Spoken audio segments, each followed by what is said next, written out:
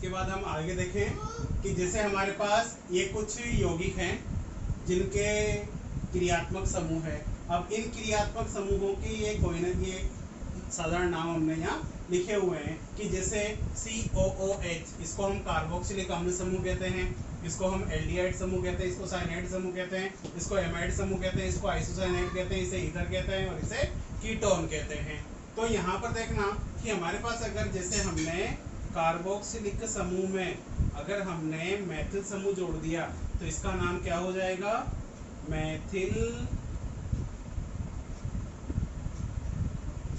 Carboxylic अम्ल। अगर हमने यहाँ पर साइनाइड समूह है, अगर हमने CH3CN इसको ऐसे लिखा तो CN को हम क्या कहते हैं? साइनाइड, और ये CH3 क्या है? मेथिल। तो क्या लिख सकते हैं हम इसे? Methyl cyanide. इसके अलावा C2H5 और मैंने यहाँ पर NC जोड़ दिया तो ये तो हो गया एथिल समूह, और ये आइसोसाइनाइड तो इसका नाम हो जाएगा एथिल आइसोसाइनाइड। तो इस तरीके से क्या है कि हम एल्किल प्रतिस्थापी के नाम के साथ किसी भी क्रियात्मक समूह का साधारण नाम जोड़कर हम उसका साधारण नाम लिख सकते हैं। तो इस तरीके से इनके साधारण नाम लिखे जा सकते हैं। अभी जो साधारण नाम है, अब इन्हीं यौगिकों के हमें IUPAC नाम भी लिखने हैं, लेकिन IUPAC नाम लिखने के लिए एक अलग पद्धति है, अलग तरीके से इनको लिखा जाता है। इसके लिए हमें कुछ नियमों की आवश्यकता होगी, इसलिए हम उनको बाद में पढ़ेंगे। पहले इसके अलावा हमारे पास साधारण नाम के साथ एक और टॉपिक है व्युत्पन्न नाम, कि हम व्युत्पन्न नाम को कैसे लिखते हैं। तो व्युत्पन्न नाम लिखने से पहले आप इनको नोट कर लें। इसके बाद हम बात करते हैं व्युत्पन्न नाम की। अब देखो कि कार्बनिक यौगिकों के व्युत्पन्न नाम कैसे लिखे जाते हैं। व्युत्पन्न नाम में क्या होता है कि जिस सजातीय श्रेणी का यौगिक होता है उसका प्रथम यौगिक का एक व्युत्पन्न नाम लिया जाता है, और उस सजातीय यौगिक के व्युत्पन्न नाम के आधार पर जो है हम उसका व्युत्पन्न नाम लिखते हैं। कि जैसे हम एक यौगिक की बात करते हैं कि हमारे पास CH3OH, जिसको हमने मेथिल अल्कोहल लिखा है जो कि इसका साधारण नाम है, लेकिन व्युत्पन्न पद्धति में इसका एक नाम है जिसे हम कहते हैं कार्बिनोल। व्युत्पन्न पद्धति में इसका नाम क्या है? कार्बिनोल। अब यहाँ पर हम क्या करें कि जैसे इसका एक हाइड्रोजन हटा दें CH3 और ये CH2OH। अब ध्यान से देखना यहाँ पर कि जैसे हमें पता है कि इसको तो हमने क्या नाम दिया है? कार्बिनोल। इसको हमने क्या नाम दे दिया? कार्बिनोल। लेकिन अब कार्बिनोल में याद हो तो देखो एक मेथिल समूह जुड़ा हुआ है, तो हम यहाँ पर एक मेथिल समूह, ये मेथिल शब्द जोड़ दें तो इसका पूरे का नाम क्या बन जाएगा? Methyl carbinol.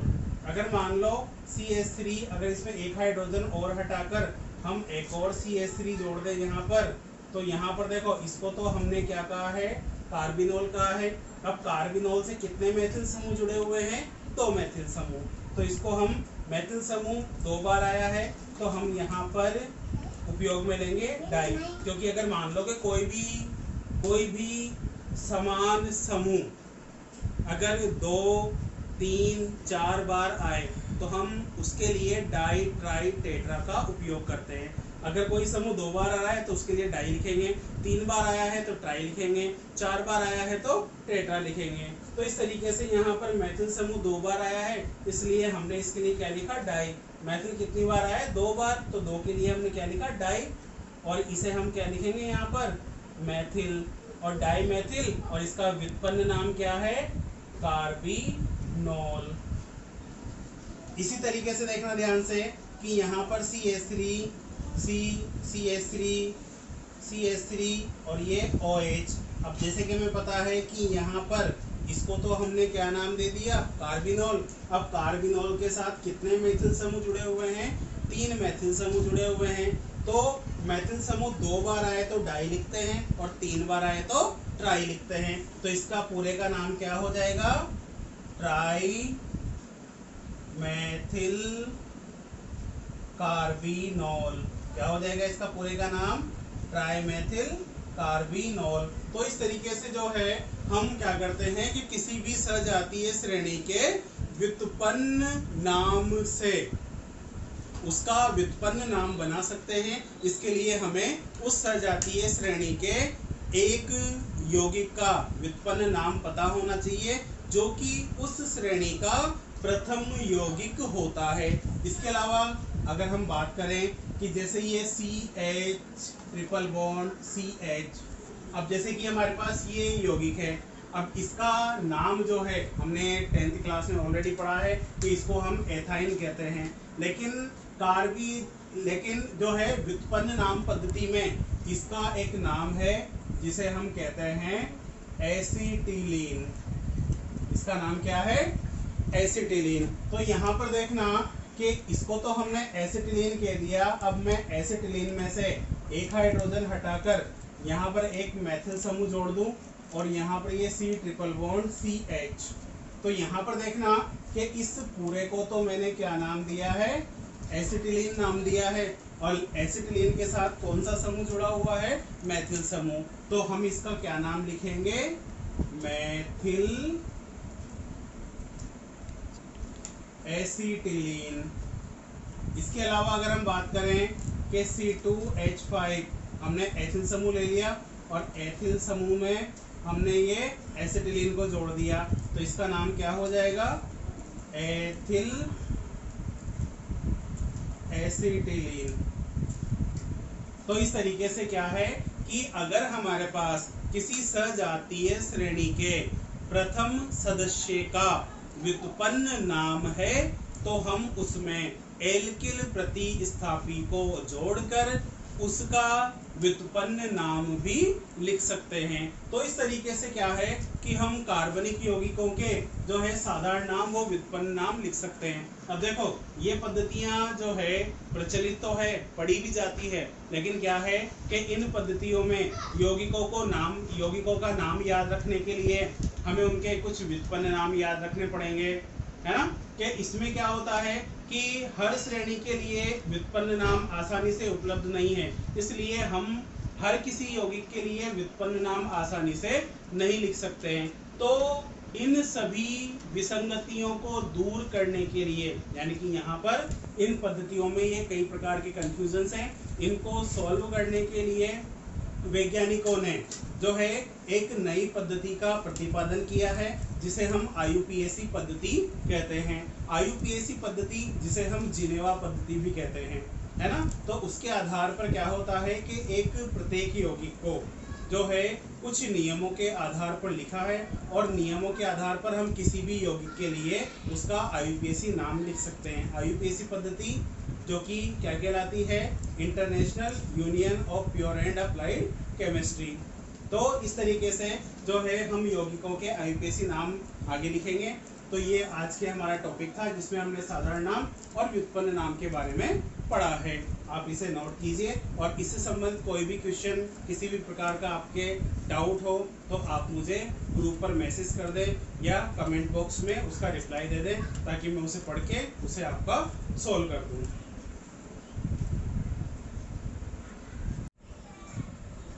आज का हमारा टॉपिक है साधारण नाम और व्युत्पन्न नाम, कि भाई हम कार्बनिक यौगिकों के लिए साधारण नाम और व्युत्पन्न नाम कैसे लिखते हैं। जैसे कि हमने पिछली क्लास में हमने कार्बनिक यौगिकों के नाम के लिए हमने कार्बनिक यौगिकों के एल्किल प्रतिस्थापियों के बारे में बताया, जिन्हें हम प्रतिस्थापी समूह भी कहते हैं या फिर एल्किल समूह भी कहते हैं। इसके अलावा कुछ और अन्य समूह भी हैं जिनको हम प्रतिस्थापी के रूप में काम में ले सकते हैं, कि जैसे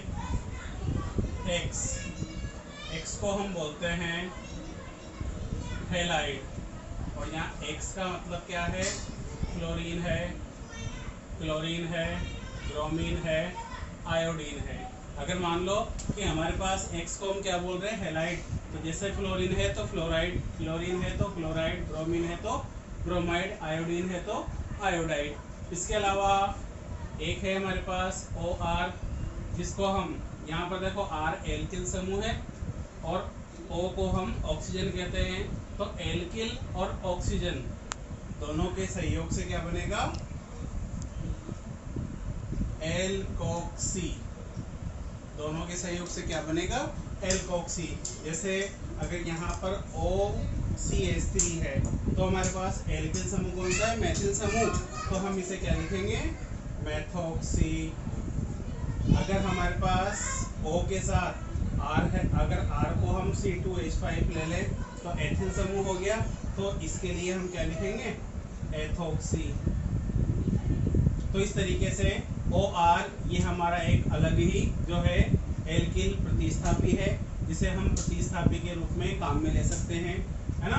तो यहाँ पर इन प्रतिस्थापियों और इसके पहले जो हमने प्रतिस्थापियों के बारे में पढ़ा है, ये उन प्रतिस्थापियों के आधार पर जो है हम यहाँ पर जो है कार्बनिक यौगिकों के साधारण नाम व व्युत्पन्न नाम लिख सकते हैं। तो आप पहले इन्हें नोट कर लो, इसके बाद हम चालू करते हैं। सबसे पहले हम बात करें साधारण नाम की, कि जैसे हमारे पास जो हमने इसके पहले वाली क्लास में जिन प्रतिस्थापियों के बारे में बताया था, है ना, तो उन प्रतिस्थापियों के आधार पर हम कार्बनिक यौगिकों के साधारण नाम लिखते हैं। और साधारण नाम लिखना बिल्कुल आसान है कि हमारे पास कोई भी एक एल्किल समूह होता है, उस एल्किल समूह का नाम लिखते हैं और उस एल्किल समूह का नाम लिखकर किसी सजातीय श्रेणी का जो साधारण नाम होता है उसके आधार पर हम उसका साधारण नामकरण कर देते हैं। जैसे हम कुछ यौगिकों की बात करें कि जैसे हमारे पास OH समूह है, इसे हम बोलते हैं एल्कोहल समूह। OH समूह क्या है हमारे पास? एल्कोहल समूह। इसके अलावा हमने X के बारे में लिखा, जिसे हम लिखते हैं यहाँ पर हैलाइड। हैलाइड में अगर फ्लोरीन है यहाँ पर, ये फ्लोरीन, तो फ्लोरीन को फ्लोराइड, क्लोरीन को क्लोराइड, ब्रोमीन को ब्रोमाइड और आयोडीन को आयोडाइड लिखते हैं। इसके अलावा और भी कई सारे यौगिक हैं जिनके लिए हमारे पास ये समूह है, उनके जो नाम है, उनके पर ये सजातीय श्रेणी, कोई भी श्रेणी है उसका नाम है। तो हम क्या करते हैं कि जब हम साधारण नाम लिखते हैं तो साधारण नाम लिखने के लिए हम क्या करते हैं, कोई भी यौगिक है उसमें प्रतिस्थापी में उस समूह से संबंधित नाम को जोड़कर उसका साधारण नाम लिख दिया जाता है। कि जैसे हमारे पास समूह है मैथिल समूह, अगर हम मैथिल समूह में OH समूह को जोड़ दें तो OH समूह को हम कौन सा समूह कहते हैं? एल्कोहल। और यहाँ पर ये समूह कौन सा है हमारे पास? मैथिल समूह। तो हम इसको क्या लिख सकते हैं? मैथिल एल्कोहल। अगर हमारे पास समूह है C2H5 जो कि क्या है? एथिल समूह, अगर हम इसमें OH जोड़ दें तो ये हो जाएगा एथिल एल्कोहल। कैसे लिख रहे हैं हम? क्योंकि हमारे पास OH समूह है और OH समूह का साधारण नाम क्या है? एल्कोहल।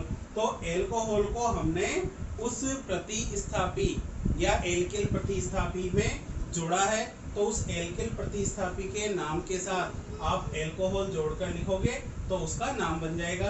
तो ये एथिल एल्कोहल। अगर मान लो कि हमारे पास यहाँ पर CH3 कौन सा समूह है? ये आइसोप्रोपिल समूह। अगर आइसोप्रोपिल में मैंने OH जोड़ दिया तो इस तरीके से क्या बन जाएगा?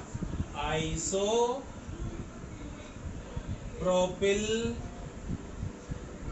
एल्कोहल। इसके अलावा अगर हमारे पास यहाँ पर CH3 और ये OH, अब देखो ये हमारे पास कौन सा प्रतिस्थापी, एल्किल प्रतिस्थापी है? इसको हम कहेंगे 3 डिग्री ब्यूटिल। कौन सा प्रतिस्थापी है ये? 3 डिग्री ब्यूटिल। और OH को हमने क्या कहा है? एल्कोहल। तो 3 डिग्री ब्यूटिल एल्कोहल। तो इस तरीके से हम कई प्रकार के यौगिकों के साधारण नाम लिख सकते हैं। इसके अगर हम बात करें कि जैसे हमारे पास है CH3F, अब क्या है कि हमने एल्किल प्रतिस्थापी में किसको जोड़ा है? फ्लोरीन को। तो फ्लोरीन को हम क्या लिख रहे हैं यहाँ पर? हैलाइड। अब हैलाइड में फ्लोरीन है तो फ्लोराइड, क्लोरीन है तो क्लोराइड, ब्रोमीन है तो ब्रोमाइड। हमारे पास समूह है मैथिल समूह। और मेथिल समूह के साथ क्या जुड़ा हुआ है, कौन सा हैलाइड जुड़ा हुआ है, फ्लोराइड। तो हम इसे क्या लिखेंगे, मेथिल फ्लोराइड, फ्लोराइड लिख दो, या फिर आप इसे फ्लोराइड भी लिख सकते हो। तो इस तरीके से अगर मान लो कि हमारे पास यहाँ पर C2H5 और यहाँ पर मैंने इसमें क्लोरीन जोड़ दिया, तो क्लोरीन में हैलाइड को हम क्या कहेंगे, क्लोराइड। और ये समूह कौन सा है हमारे पास, हेलो ये एथिल समूह, तो इसका नाम क्या हो जाएगा, एथिल क्लोराइड। कौन सा समूह हो जाएगा ये, एथिल क्लोराइड। तो इस तरीके से जो है हम यहाँ पर क्लोरीन को जोड़ा एथिल में, तो ये बन गया एथिल क्लोराइड। तो इस तरीके से हम कई प्रकार के समूह होते हैं, उन समूह के जो साधारण नाम है, उन साधारण नाम में प्रतिस्थापी समूह या एल्किल समूह के नाम को जोड़कर हम उसका साधारण नाम लिख सकते हैं। तो आप इसे नोट करें। इसके बाद हम और भी यौगिकों के साधारण नाम देखते हैं।